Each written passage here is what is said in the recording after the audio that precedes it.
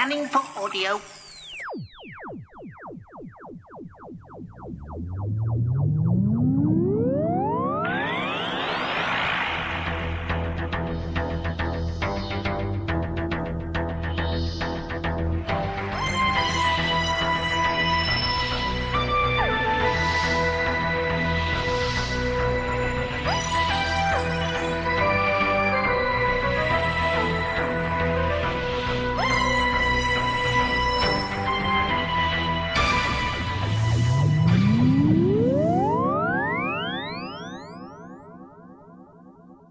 Welcome to the Tin Dog Podcast. A very odd thing happened a couple of days ago and I didn't want to podcast about it until I knew some more facts. You see, out there in the big wide world, there are 5 new scripts. Bear with me, you may already know this, you may not. But listen to what I have to say before you drop whatever you're doing and head to Google. Somebody, in BBC Miami, apparently, was sent some scripts for the first 5 Doctor Who's. They accidentally ended up online, and some people downloaded them.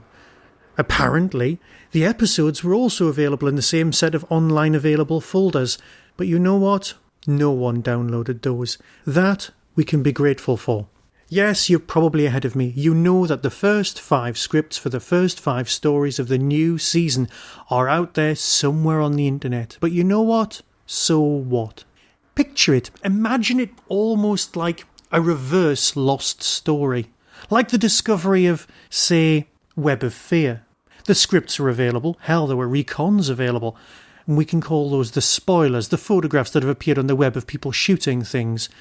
But the scripts were available for you to read. You could go out of your way and read them. But you know what? If you knew that within a month you could see the episode, would you have waited? You know this Doctor Who exists. It's out there somewhere. You just don't have access to it. Now, as a writer, I am deeply interested in reading these scripts, but as a Doctor Who fan, I'd much rather see the episode first. Yes, I probably will read these at some point, because, let's face it, I am the person who bought the Doctor Who script book from 2005, thinking there would be one every year that I could refer back to, put little notes in, learn the trade, the craft. That's the only reason I'd be reading these scripts. Picture it, imagine, remember if you can, some of the performances from the first outings of the Doctors. Imagine reading the script to Castrovalva, and then getting to see the episode. The delight, the delivery, the lines, the nuance, the design would have all been lost on you because, let's face it, we're punters. The majority of us have imaginations, but it won't look the same on TV. Yes, there are stories that look better, and if you haven't seen them, things like the Space Pirates. But you know what? This is modern Doctor Who. It will look better than you can imagine. The performances and the acting will look better. In your head, you will not help yourself but cast one of the old Doctors doing the same lines, imagining Davidson or McGann or somebody else reading these because you don't have enough Capaldi reference material to override your imagination.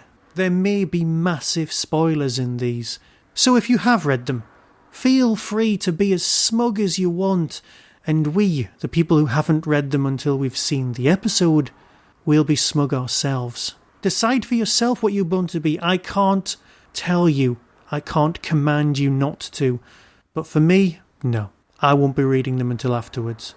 I will be reading them because I want to read these scripts, but not yet. Doctor Who is brilliant. Doctor Who is coming our way. And unless you are... let me tell you a small story. Back in 2005, when Doctor Who was coming back, there was a small leak to promote the programme. Some people say that it was accidental on behalf of Canadians, but some people say it was to stir up interest. If you are paranoid and into conspiracy theories, you'll obviously think that it's to stir up interest. This could, of course, be something parallel. Stirring up interest from someone who doesn't really exist via some sort of leak that's got out there. But let's face it, the world is a chaotic, pointless place. Everyone has the internet and everyone's banging on everybody's doors to try and get information that they shouldn't really have.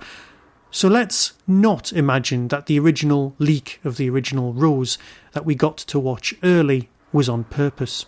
I had a choice. I could wait until just after my birthday and watch Rose, or I could go to my friend Andy's house, who'd just been diagnosed with terminal cancer, and watch it with him. on the grounds that A, he needed cheering up, and B, kinda needed to see Doctor Who before he died, I sort of went with that. Now, the fact that Andy lived until the end of the David Tennant era is only a good thing. The fact that he's missed Smith and would have loved Capaldi is just a major loss. So unless you've got an exceptionally good reason for reading these, let it go. You don't need to. August the 23rd will come, you can watch it, you can enjoy it, you can love it, because we probably will. So until next time, when I won't be preaching, I'll be reviewing again. Put the script down. Press delete. Put it on a memory stick and give it to a relative who hates Doctor Who. Leave it be. Read them by all means afterwards, but enjoy the show for what it is. And if you've already read them, don't tell me. I just don't want to know. Be seeing you.